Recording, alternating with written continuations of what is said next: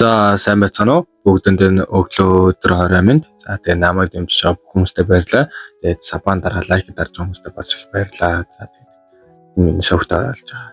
Нилээ олон бичлэг боллоо. Тэгээд бас туршлага бас гайгүй тэр нэмж байгаа. Тэгээд тэрний хажуугаар бас алдаанууд маань бичиж өгч байгаа хүмүүст үнэхээр их баярлалаа. Тэгээд та нар ингээд үлдээсэн манга анимуудын нэрийг чинь энэ умардын элтний домгийн хажуугаар ер нь бол завсаар нь завч нөлөөгөөрөө оруулаа явна шүү. Нэгээр нь оруулж явах болохоор тэгэхээр зарим нь тэгээ яг өөрөө үзэж байгаа те ингээд аль болох гайгүй гэж бодсноо л оруулаа яваа шүү. Тэгээ яг бүгдийг нь бол нэг бол оруулж чадахгүй те. За тэгээ сабан дараа лайк дараа үзэж байгаа хүмүүстээ баярлалаа. За тэгээ хэвлээ манганд орцгоо. За манга маань яаж эхэлдэг вэ гэвэл те манай мантха маань урдаа сөхрүүлсэн байдалтайгаар эхэлдэг байгаа. Бүрэмт хүмүүс хараал гайхал тэнгэрт хар утаа бүгд те хуйларцсан те голоор нэг яв ягаа сэлэмний чавчилт үүссэн. Тэгэл ингээл хүлүтэн сүм тэрээр ингээд талбай дээр бүгд норцсон хүмүүс гайхал. Тэгэл нөгөө өмнө өвдгөөс өгдөлсөн те. Тэгэл нөгөөх нь цус алдаал. Манай мантаач хүнд шаргацсан цус алдаал. Тэгэнгүүтээ нөгөө хүн те чи жаахан хүүхэд байх болсон болтой. Чи бүх ертөнцийн эсрэг зогсож чадхаар хамгийн өндөр түвшний элд чинь болсон байна. Тэгээ чиний энэ элдний аргыг юу гэдэг нэртэй юм гэж асуусан чинь. Тэнгэрийг устгах чөтгөрийн сүудрийн элд гэж манай хэлдэг. Гэсэн чинь нөгөө тэнгэрийг устгах чөтгөрийн сүудрийн элд. Би зөвхөн утгагүй элдний бичээсүүдийг л авсан бололтой. Өчир яаж чичээсэн үнс болж чаддгүй шиг. Гэсэн чинь нөгөө мантаа те. Аха. Та яагаад миний бол умардын тэнгэрлэг бүлгэмээс орсон юм. Гэсэн чинь нөгөөт нь нөгөө элд рүүгээ ингээл хараад уурхай элднийхээ элд рүү гарсан чинь шууд мантагийн дүрсгэн яг л аав шиг болж харагдал. Тэгэл шууд өнгөрснөө боддог. Би илүү хүчтэй болохыг хүссэн. Гэхдээ илүү хүчтэй болохыг хөөж явсаар эцэст нь умардын тэнгэрлэг бүлгэмийн дөрвөн багны нэг байх надад хангалтгүй санагддаг болсон. Би хоогоос илүү хүчтэй болохыг хүссэн. Эцэн тэнгэрээс ч илүү гарч өөрөө ертөнд болохыг хүссэн. Ерөнхийдөө бол ингээ мантхаг ааваас ч хүчтэй болоо. Ер нь бол эцэн тэнгэр бүгдийг эзэмхийг хүссэн гэх өөргөө хэлдэг. Хүчтэй болж улам алдартай болох тусам хүн түүндээ донтож эхэлсэн. Тэр хүсэл улам хүчтэй болж маш хүчтэй донтолж чунал болсон. Чиний эцэг дэлхийн 51 хүссэн. Харин Жон Чов эцэн тэнгэрийн ирэх мэдлийг хүссэн. Тэгээ ер нь бол нөгөө мантхад хамгийн түрүүнд алгуулдаг эцэн тэнгэрийн ирэх мэдлийг хүссэн гэдэг байгаа. Умардын тэнгэрлэг бүлгэмийн дөрөвдөг байгаа нөгөө хоёрч бас өөрсдийн хүсэлтэй. Би хиндэж надтай ойртож чадхааргүй үнэхээр хүчрхэг болохыг хүссэн. Би дэлхийг хөл доороо байлгахыг хүссэн. Бид ердөөл хүссэн зүйлдээ тулгуурлан шийдвэр гаргасан хүмүүс. Ирээдүйд чийч бас үгүй. Жайл хэдийнэ цусаар өөрийгөө зүйлгүй замаар алхаж эхэлсэн. Ер нь бол ингээ мантхаг цуснаас өөргүй зүйлгүй замаар алхаж байна чи ингээ те гэл хэлсэн чинь чи ийм зүйлийг давж гарч чадна гэж юу гэл мантхаг тэгсэн чинь мантхаг умардын тэнгэрлэг бүлгэмийн багны нэг гэж хүн те хүндэтгэж явдаг байсан.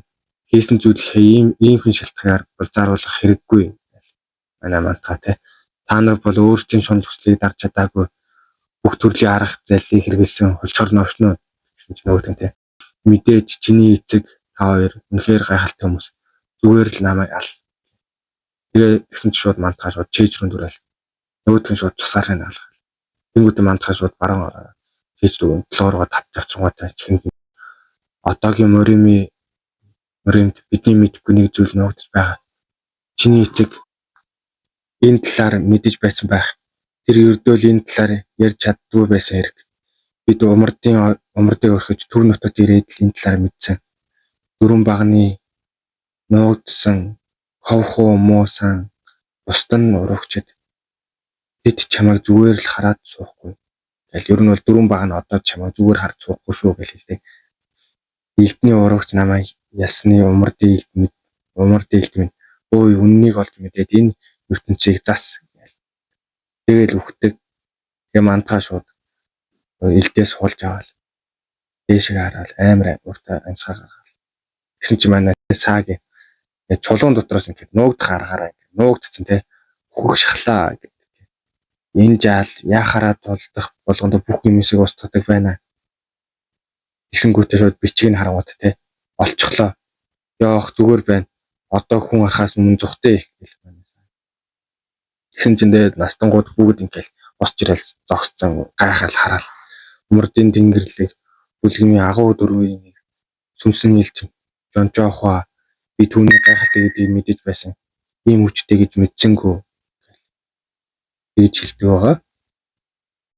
Тэнгүүтээ тэгвэл ийм хүчрэх хүнийг ялсан мантаа илүү аимшигтэй бас гайхалтай гэсэн үг үү? Тэр ийм хүчрэх байх гэж хэрвээ одоо ийм хүчтэй байгаа бол хэдэн жилийн дараа илүү хүчтэй болно гэсэн. Тэгэхээр яс хүйт даад байна. Нэрээ бэлтгэлийн талбай ийм болсон болохоор одоо яах вэ? Эзэг нэгчдийг сонгох үйл ажиллагаа болоход ганц л өдөр дутуу байна. Төв тэнгэрлэгийн нийтлийн өмчийг устгасан төлбөр маш их гарах болно. Хэрвээ тэр төлж чадахгүй бол түүнийг яах вэ? Гэсэн чинь манай танг настай ёстой нэг танк гэр бүл бүх мөнгийг төлөх болно. Хэд байхад болох юм гэж нөгөө шууд тэгдэг. Гэсэн чинь араас нь гондон сүм хой уул муу уулын бүлгийнхаа шууд бөөнд нийлээл хэд байхад болох юм асуудалгүй бид ингээд төлнөө бүгдээрээ ингээд мандах өмөрөл босоод ирдэг. Тэнгүүтээ тэ мандахаар хараад тэр гарч ирснээс болоод төв тэнгэрлэг нэгдэл бүхэлдээ ганхаж байна. Новш гэж тэр үнэхээр 9 тэнгэрүүд хүнд оролцсон гэсэн үг үү? Жаммуу хоогийн илхээс алуурчдаас өөрийгөө хамгаалсан. Мөн миний эцэг Жанхоо аниргүй шүнтэй хуйлдаагүй. Энэ бүхэн умардын тэнгэрлэг бүлгийн агуу дөрвийн найруулсан хуйлдаа байсан гэдгийг Ёнчоохоогийн үйлдэл батллаа. Би одоо тулааны урлаг үгүй хийх хэрэгтэй юу? Умардын тэнгэрлэг бүлгийн залгамжлагч гэдэг энэ одоо асуудал болох уу? Би одоо ч гин буруутай юу гэж хүмүүс рүү харсан. Хүмүүс нь бүгд хөлсөн цутгал байх. Юу болов аа гэсэн байдлаар ингээ бөөнд хараал зогсож идэв. Ингээ настангууд бүх гэр бүлийн ингээ том гэр бүлийн төлөөллөд хүртэл ингээ мандахаар харсан. Тэсний манай мантаа тий би гимгүү гэдгээ баталсан болохоор одоо төв тэнгэрлэгийн нэгдлийн нутаг байхад ямар ч асуудалгүй бидтэй бүх ингээл сонгогдсон сонгон шалгаруулалтанд орж байгаа хүмүүс хараал хэлдэг. Энд нөгөөдөл юу ч хэлж чадаагүй. Манай шинэ хүртэл 7 баг тэнгэр хүртэл юу ч хэлж чадаагүй тий. Манай шинэ муу галзуу новш энэ ном шим хүчтэй гэж юу? Энэ миний 7 жилийн өмнө уулзсан нусгай мөн гэж юу? Байж боломгүй юм. Гэсэн чи манай хишгэ. Манта тэр үнэхээр миний төсөөснөөс давсан чухал хүн боллоо. 7 баг тэнгэр юу ч тэдэнд юу ч биш юм байна. Тэр Ёнчоохойг ялсан болохоор жаахан өсчихвөл 9 тэнгэртэй зэрэгцэн ирнэ гэсэн үг үү? Энэ муу шүү. Одоо байдал түүнд үнэхээр ашигтай боллоо. Тэр тааварлагүй тулаанд ялсан болохоор хүмүүс 10 жилийн өмнө умардын тэнгэрлэг бүлгэн налтыг нууц болохыг ухаж эхлэх болно. Төв тэнгэрлэгийн нийтлэл умардын агуу дөрвөлийг хуйлдаж умардын тэнгэрлэг бүлгэн устгасан гэвэл настангуу зүгээр өнгөрөхгүй. Тэд энэ бүхний хөхлөө холбооны гишүүн Жаммуу хоотоо тоххоо төв тэнгэрлэгийн нийтлэлийн алах төлөвлөгөөч энийг яаж шийдсэн болно? Тэд зүгээр суухгүй байх гэж харсан чинь аваа мантай амар хөөрцөн гайхалтай байлаа. Үнэхээр гайхалтай юм. Тийм ээ зөв. Би түүний талаар зөв бодож байсан. Би мэдвэсэн юм. Миний шүтдэг байсан умардын тэнгэрлэг бүлгэн бол тэр бол умардын тэнгэрлэг бүлгийн залгамжлагч. Тэр сул дорой байх учиргүй. Тэр умардын тэнгэрлэг бүлгийн үн чанарыг агуулж байгаа. Би түүнтэй тулгамаар байна. Тэр ийм залуудаа умардын тэнгэрлэг бүлгийн агуу дөрвийн ялцглаа. Би юу игээд байна? Би яг галзуурх нэ. Мантаа үнэхээр шилтгэн юм. Тэгэл тэгсэн чинь ингээд олон хүмүүс дотроос мантаа туулцсан.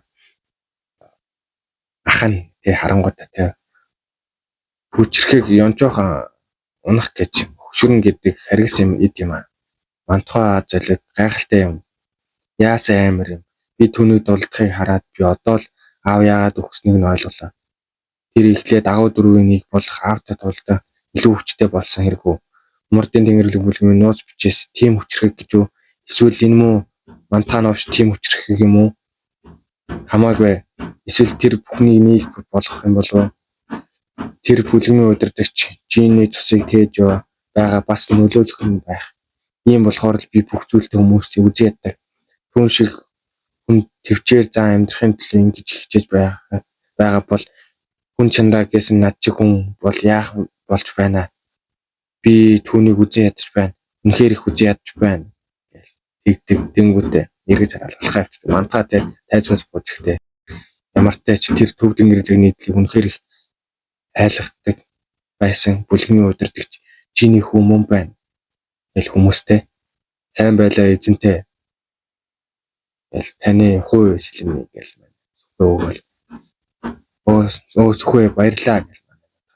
Сэнжээс манай эрдэмтэй ажуудлаас бурхан минь гайхалтай новш гэж би чанга царайлж байсан ч чамайг ялагчгүй гэж их айж байсан шүү.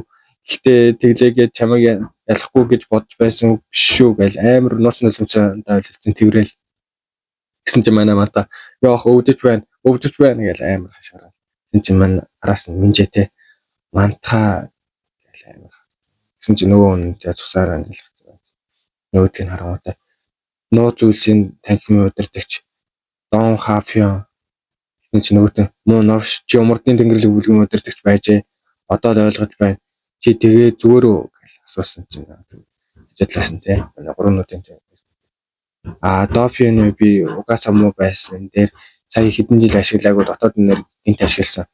Цусны эргэлт нь бас будаа болсон байх та. Одоо ч бас эмчилгээ хийхэд хэрэгтэй юм чинь буцаж яваад та хоёрын эмчилсэн дараа ярилцъя гэсэн чинь манай байна. За тэгэл явах болсон шууд бүх ингээд хүн эзэгнэгчээ сонгоол тийм нэр давчсан хүмүүс бүгд шууд зам тавьж өгөөл амар хүндэлж байдаг манай мантаг тэр дундуур нь алхахаа тийм хүний хэлснийг ингэж амар бодоол чи айл эдийн цуснаас өөр зүйлгүй замаар алхаж хэлсэн чи юм зүйлийг давж чадах уу гэж хэлсэн юм гэж бодоол цуснаас өөр зүйлгүй гинэ би яг тэрийг ч л хүсэж байна гэж манай мантаа болоо манай мантагийн багийнх амар сүртэй алхаа явдаг байгаа.